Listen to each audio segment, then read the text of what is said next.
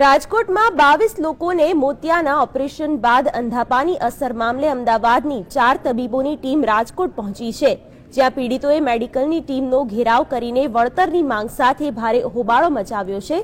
પીડિતોએ operation કરનાર doctor Hetal બખાઈની degree પરત લેવાની સાથે હોસ્પિટલ બંધ કરવાની માંગ કરી છે, તો બીજી તરફ અમદાવાદથી આવેલી ડોક્ટરની ટીમ અને હોસ્પિટલના ટ્રસ્ટીઓ વચ્ચે બંધ બારણે બેઠક યોજાઈ રહી છે।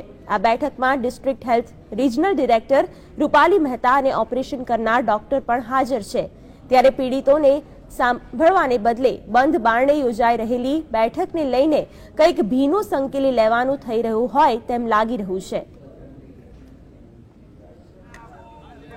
તો બીજી તરફ ફૂડ એન્ડ ડ્રગ્સ વિભાગની ટીમ સાધુ વાસવાણી હોસ્પિટલમાં પહોંચી છે।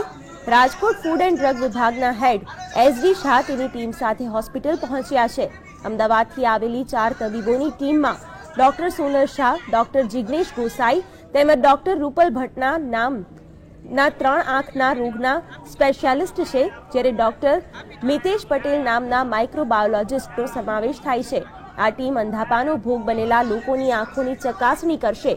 તબીબોની ટીમ દર્દીઓની આંખની હાલની સ્થિતિ શું છે અને તેઓની આંખની દ્રષ્ટિ પાછી આવી શકે કે કેમ તે બાબતે સ્થાનિક તબીબોએ જે ચકાસણી કરી હતી તેમનો પણ અભિપ્રાય મેળવશે। આ ઉપરાંત હોસ્પિટલના ઓપરેશન થિયેટરની ઓપરેશન સમયે શું સ્થિતિ હતી તે અંગેની વિગતો પણ મેળવશે।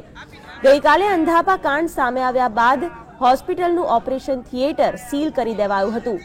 રાજકોટમાં સાધુ વાસવાણી હોસ્પિટલમાં ગત 21 તારીખે થયેલા મોતિયાના 25 ઓપરેશન બાદ 12 લોકોને દેખાવાનું બંધ થયાની ગંભીર ઘટના બની છે।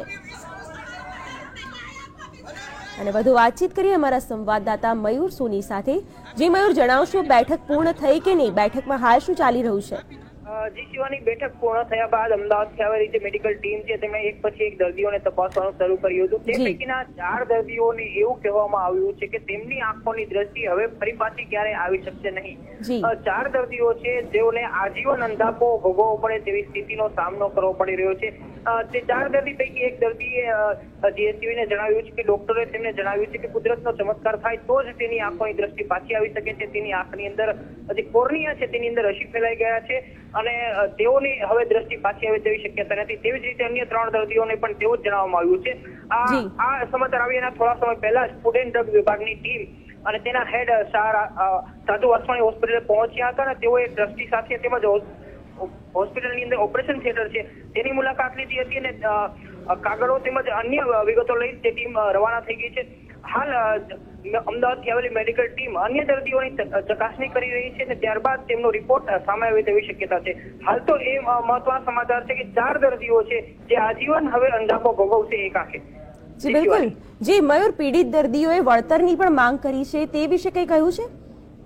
જી શિવાની, ભોગ બનનાર દર્દીઓ પૈકી જે દર્દીઓએ આંખની રોશની ગુમાવી છે અને જેઓને આજીવન અંધાપાની જાહેરાત કરવામાં આવી છે તે દર્દી પૈકી એક દર્દી એવી વાત કરી કે તેઓ કાનૂની લડતના મંડાણ કરનાર છે। ટ્રસ્ટીઓ સામે, હોસ્પિટલ સામે તેમજ ડોક્ટરની સામે પોલીસ ફરિયાદ નોંધાવવા સહિતની કાર્યવાહી તેઓ કરવાના છે અને તેમની સાથે અન્ય દર્દીઓ પણ જોડાનાર છે।